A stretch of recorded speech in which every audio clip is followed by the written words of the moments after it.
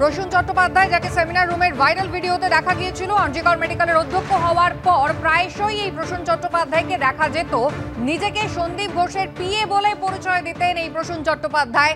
তার সুভাষ গ্রামের বাড়িতে আজ সকাল সকাল পৌঁছল এনফোর্সমেন্ট ডাयरेक्टरेट। त्योहार और प्यार लाती है रिश्तों में ढेर सारा मिठास। परंपरा वही, सोच नहीं।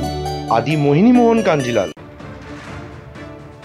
একদিকে বেলেঘাটা, যেখানে সন্দীপ ঘোষ আরজিকর মেডিকেল কলেজের প্রাক্তন অধ্যক্ষ, তার বিরুদ্ধে ইতিমধ্যেই আর্থিক দুর্নীতির অভিযোগেও আপনারা জানেন সিবিআই তদন্ত শুরু করেছে। আর এবার ইডি আধিকারিকরা তল্লাশি কাজে পৌঁছে গেলেন। 25শে অগস্ট সিবিআই আধিকারিকরা পৌঁছেছিলেন।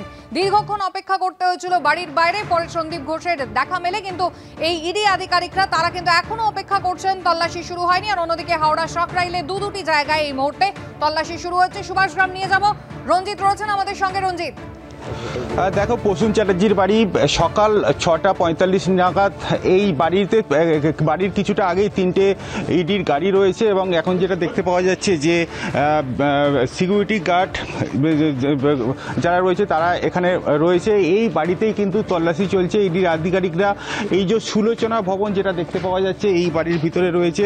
6:45 নাগাদ এই বাড়ির ভিতরে ঢুকেছে। এলাকাবাসী এখানে অনেকেই রয়েছে, তারা এই যে প্রসূন চ্যাটার্জি সম্পর্কে তারা কি বলছে সেটা কিন্তু একবার জানার চেষ্টা করব। আচ্ছা, আপনি যেটা বলছিলেন ওনাকে কি পার্সোনালি চেনেন, মানে কি হিসাবে? হ্যাঁ, পার্সোনালি চিনি। প্রতিবেশী চিনবো না কেন? প্রতিবেশী চিনি এবং ভালো ছেলে হিসেবেই চিনি।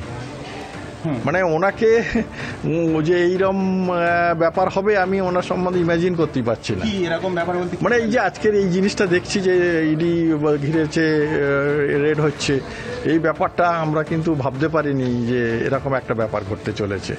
হ্যাঁ, যতটুকু আপনাদের নিউজের মাধ্যমে শুনেছি, মিডিয়ার মাধ্যমে শুনেছি, তখনই আমি জানলাম ব্যাপারটা। কিন্তু নর্মালি এখানে সমস্ত চলাফেরা, গতিবিধি সব কিছু আমাদের কাছে খুবই ভালো। ওই সম্বন্ধে খারাপ কেউ বলতে পারবে না। মানে আমি অন্তত ব্যক্তিগতভাবে বলতে পারবো না যে ছেলেটা খারাপ।